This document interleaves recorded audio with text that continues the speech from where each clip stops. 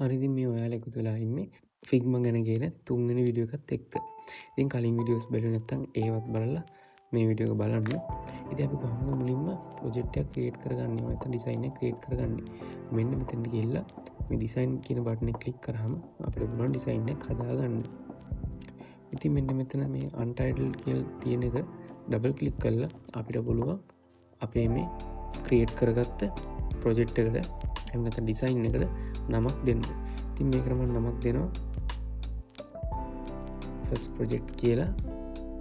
හරි නමක් ඇඩ් කරගත්තා. හරි ඊට පස්සේ අපිට පුළුවන් මේකේ වැඩ කරගෙන යන්න. ඉතින් අපි මුලින්ම මේ ටූල් බාර් එක ගැන. ටූල් බාර් එක කියන්නේ මොකද්ද?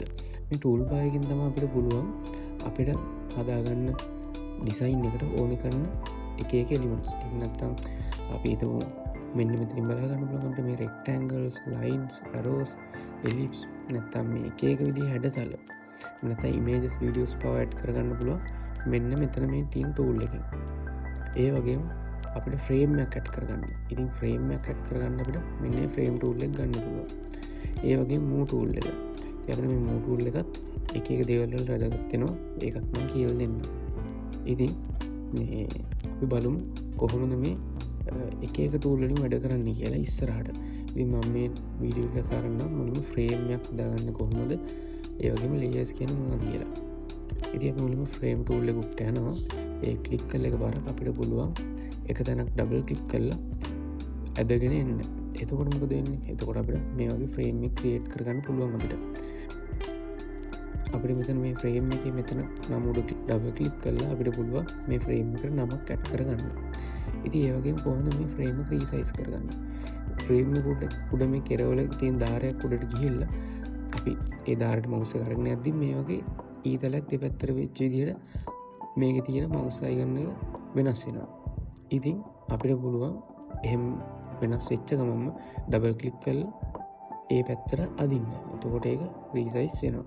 ඒ වගේ තමයි යටට ඒ විදිහටම කරන්න. හරි. ඉතින් අපි බලමු මේ ෆ්‍රේම් එකේ ඇතුළට මොනවා හරි දෙයක් දාගෙන. ඉතින් අපි මුලින්ම නිකන් ස්ක්වයර් එකක් ඇඳගමු. ස්ක්වයර් එකක් ඇඳගන්නෙත් ඒ ෆ්‍රේම් එක ඇඳගත්තා වගේම තමයි. එක තැනක් ක්ලික් කරලා ඒක අදාළ පැත්තකට අදින්න. එතකොට අපිට පුළුවන් මේකට ස්ක්වයර් එකක් දාගන්න. ඉතින් මේ ස්ක්වයර් එකක් දාගත්තාම අපිට පේනවා මේ පැත්තේ මෙතන ඩිසයින් කියන පැනල් එක යටතේ මේ රෙක්ටැන්ගල් කියන නම අල්ලලා තියෙනවා. මේ අපි හදාගත්ත රෙක්ටැන්ගල් එක ගන්න. ඉතින් මේකේ නමත් එක මට දෙන පොසිෂන් මේක ඇලයින්මන්ට් කරගන්න පුළුවන් මෙන්න මේ කැමති විදිහට. ඉතින් මේ වගේ පේජ් එකේ මේ පේජ් එකේ නෙමෙයි ෆ්‍රේම් එකේ අපිට පුළුවන් සෙන්ටර් කරගන්න. ඒ වගේම ලෙෆ්ට් අලයින් තියෙනවා රයිට්. එහෙම අපිට පුළුවන් ඇලයින්මන්ට් කරගන්න. ඒ වගේම තමයි උඩ පහළටත් මැදටත් ඒ විදිහටම කරගන්න පුළුවන්. ඉතින් මේකෙදි මම මේ ඩිසයින් කරන මේ ටූල්ස් ගැන කියලා දෙන්නේ නැහැ. ඉතින් මට ඕනුනේ මෙතන මේ ඩිසයින් පැනල් එක ගැන කියලා දෙන්න. ඉතින් මේ ඩිසයින් පැනල් එකේ තියෙන මෙන්න මේ වගේ දේවල්. අපි හදාගන්න මොකක් හරි අපි හදාගන්න ස්ක්වයර් එක නැත්නම් අපි ටෙක්ස්ට් එකක් ඇඩ් කරගත්තාම අන්න ඒවැය තියෙන වෙනස්කම් කරන්න තමයි අපි මේ ඩිසයින් පැනල් එක යූස් කරගන්නේ. හරි ෆ්‍රේම් එක ක්‍රියේට් කරගෙන අපිට ඒ වගේම ටෙක්ස්ට් ඇඩ් කරගන්නත් පුළුවන්. ඉතින් මම ටෙක්ස්ට් වලටත් පෙන්නන්නම් ඕගොල්ලන්ට. මේ ටූල් බාර් එකේ තියෙන T අකුර. එහෙම නැත්නම් ටෙක්ස්ට් ටූල් එක අරගෙන ටෙක්ස්ට් ටූල් එක උඩ එකපාරක් ක්ලික් කරලා ෆ්‍රේම් එක උඩ එකපාරක් ක්ලික් කරාම අපිට ටෙක්ස්ට් එකක් ඇඩ් කරගන්න පුළුවන්. ඉතින් මම ටයිප් කරගන්න මොබයිල් කියලා. ඉතින් බලන්න අපිට මේ ටෙක්ස්ට් එකට අපිට මෙතනින් දෙන්න පුළුවන් මේ ඇලයින්මන්ට්ස් කරන්න පුළුවන්. එහෙම නැත්නම් මේ රොටේෂන් එකක් දීලා අපිට පුළුවන් රොටේට් කරගන්න. ඉතින් මම 100ක් දෙන්න.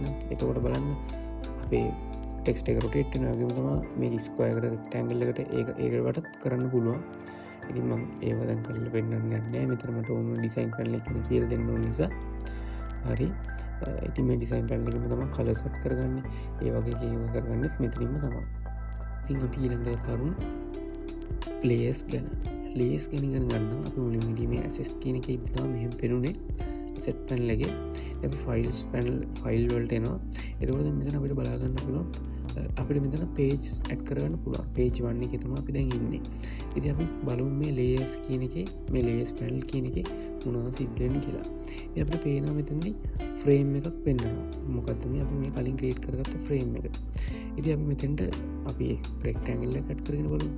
එතකොට ඒ ෆ්‍රේම් එක කෙලින් නෙමේ තියෙන්නේ හැබැයි ෆ්‍රේම් එකත් එක කෙලින් නෙමේ තියෙන්නේ ටිකක් ඇතුළට වෙන්න කියන්නේ මේක ඇවිල්ලා මේ ෆ්‍රේම් එක ඇතුළේ තියෙන්නේ හරිද මේක පොඩ ඉස්සරහට කියල දෙති තේරී ඉතින් නිකමට බලන්නක මේ ස්කෝයකම එලියට ගේන්න හදනවා හැබැයි පේන්නේ පේන ඇත්තයි අපි ෆ්‍රේම් එක ඇතුළි මේක දාලා තියන්නේ ඉති අපි රෙක්ටෑන්ගල්ල අපි එලියට අරගෙන විලි බලමු ඒක කරන්තින මේක සිලෙට් කරලා වම් පැත්තර ඩ්‍රැග් කරන්න එතකොට බලන්න මේ ක්‍රෙක්ටෑන්ගල් එක එලියනුත් පේනවා නේද ඉතින් මේකට හේතුව තමා අපි ෆ්‍රේම් එක ඇතුළෙදි පාවිච්චි කරද්දි ඒ කියන්නේ මේක ලෙවල් තමා තියෙන මෙතන ඉති අපි ෆ්‍රේම් එකට වඩා එක ලෙවල්ලක් යටින් තියෙනවන අපිට ෆ්‍රේම් එකට යටින් තමා මේ රෙක්ටෑන්ගල් එක පේන්නේ ඔන්න බලන්නකො රෙක්ටෑන්ගල් එක උඩට ගේනවා හරි බලන්නකො මෙතෙන්දි රෙක්ටෑන්ගල අපි උඩටගෙන එතකොට බාන්ඩ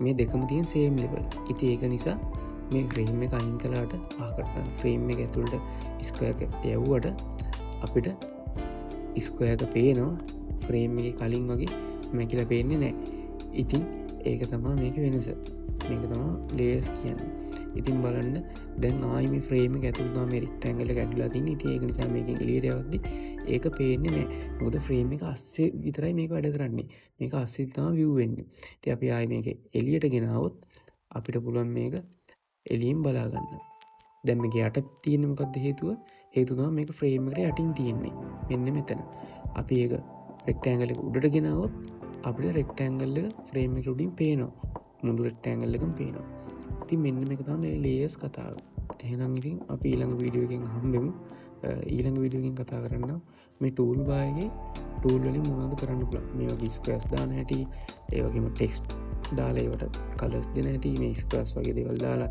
ඒවට කලර්ස් දාන හැටි ඉතින් අන්න ඒ වගේ ඊළඟ වීඩියෝ එකෙන් මම කියලා දෙන්නම් ඉතින් මේ වීඩියෝ එකට ලයික් එකක් දාලා කමෙන්ට් එකක් දාලා සබ්ස්ක්‍රයිබ් එකක් දාලා හෙල්ප් එකක් දෙන්න ඉතින් ඊළඟ